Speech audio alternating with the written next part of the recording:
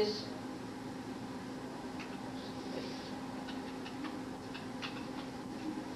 we'll just put this back. What I better do, because we're going to get an error here if I don't take off my write protect tab. What it does, when it's done, don't have a write protect tab on your working copy, because the program will write the options that you selected out to the disk. So we would get an error eventually. That's one thing I do not have in the program right now, is any error routines. I do plan on putting them in, I just haven't gotten that far yet. So if you get an error, you'll just have to reboot. Same thing as I have to do at home. Okay, printer is the same way. Hit P for printer. You can select P for PIO, R for RS-232, or O for other. Now if you press R for RS-232 or O for other, you're really going to get the same screen where it's going to say enter your device path name again. For those of you that aren't up on reading our newsletter and have read my dissertation, I guess, on my system, I have 4 printers hooked up to my system. And my main printer is the one you have to type in rs232/2.da=8.ba=9600. So I'm used to having to type all that in, so I kind of feel for the people that have to type more in than just the PIO. So we'll put it back to the PIO. But again, once you go through all these options, if everything goes well, we'll hit read it back. Down on the bottom, it'll say saving default options, and it'll save it out to your disk. So basically, you only have to go through the options if you want to change something.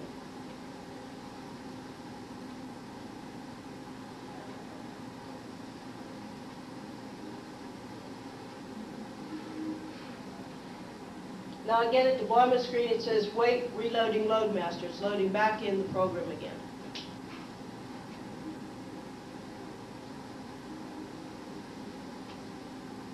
And we're back to the main title screen.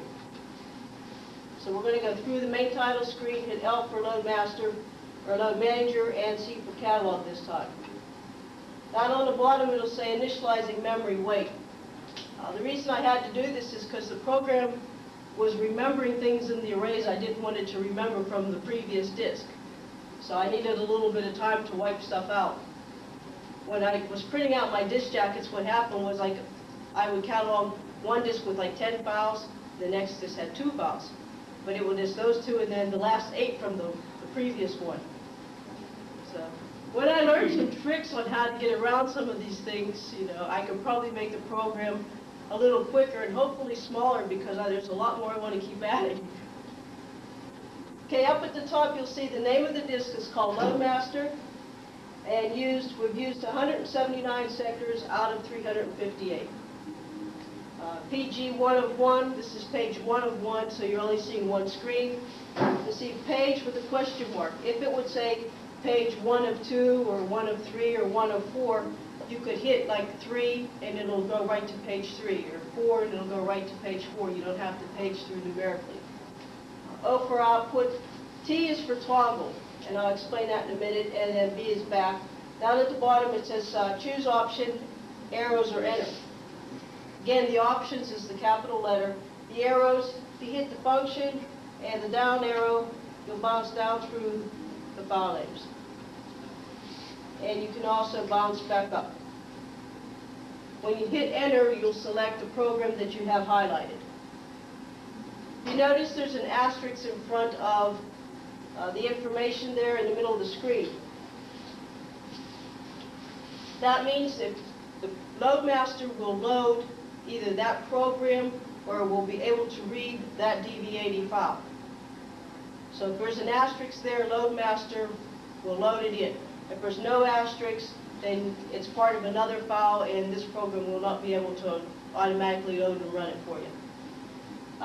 What I did, instead of coming up with the traditional disk manager type information, what you do is you see the file information now, where defaults is a TI writer or a funnel web type file.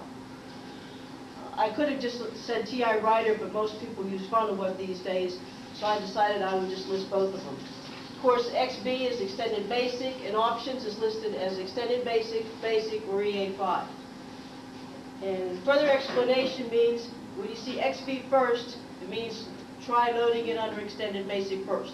If that don't work, try basic. If that don't work, try EA5. There are files that will only appear once, like XB or a Page Pro picture or a TI artist picture or whatever. Those are specific types. But when you get to some of the program files and the number of sectors, it's a little hard to deviate between what type of file it could be. I'm very familiar with Identifile, and I like that program a whole lot. One of the things it doesn't do is recognize some of the files that my program now will recognize. The only reason it didn't recognize those is not because of the programmer, it's those files or types of files didn't exist back when Identifile was created. I wish, and he can recognize some things a little better than I can recognize. But that was written in assembly, and I don't know assembly, so when I learn more about how to cheat about recognizing some files, the options, of course, would just say extended basic or basic, and the EA5 part would not show up anymore. That's what Identifile would get. So between the two programs, you get a good idea of what the files are. And I'm hoping down the road I can learn a few more of these tricks. If you hit T for toggle, the screen will change. You'll get the same files, but it'll list it as your standard type of disk cataloging, where defaults is a size 2, it's a DB80 file. One of the features I would like to do, and it probably will appear in the next version, is switching the program over to 40 columns. So you will get the file name, the standard information, and then the file information all on one screen without having to toggle. But for right now, you have to toggle, and as they were quick to point out at my West Penn meeting when I demoed the program automatically defaults to showing you the file information. They said, why does it do it that way instead of the other way? Because this is Mickey's way, you know? Because there's so many other disk managers out there, right? So I figured, why start with the disk manager part first? You know, so I show you the file information, but hopefully, when I've been able to work with the 40 columns, but I've had trouble with the inverting, and I lose my color bar. So I'm trying to do that right now, but hopefully I'll get all of the information on one screen and you won't have to toggle back and forth. New features that have been added is the O for output, and you'll see that the top changed to DSK, insert, jacket, label, and back. And back, of course, just takes us back. I always re-explain the easiest parts first, because it's the way I do it at our meetings. I always play backwards. DSK will send the information out to a disk in a DB80 file instead of sending it out to your printer. It's the same information. The difference between an insert and a jacket, if you press J for jacket, this is what you would get. And I'll pass this around here. Matter of fact, John, you pass around yours so I know what I'm talking about. We'll get you yours back. But this is the disk jacket that it'll print out. The difference between the insert is you might not want, especially if it's a commercial type program, it might have something on the disk jacket. So if you press I for insert, it'll print out just slightly smaller, and you'll be able to slip it inside your disk jacket. I forget what the limit is right now, but if it prints more than what will appear on the front, it just wraps around and continues. So if you end up with too many files and you have files on both sides, instead of putting the outside folds on the outside, you'll put them on the inside and fold the other part up. Works either way. If for some reason you have a lot of files on the disk, you'll run over into 2 pages. So the program will print out the disk jacket, and then it will print out like a smaller insert that you can put inside the disk jacket.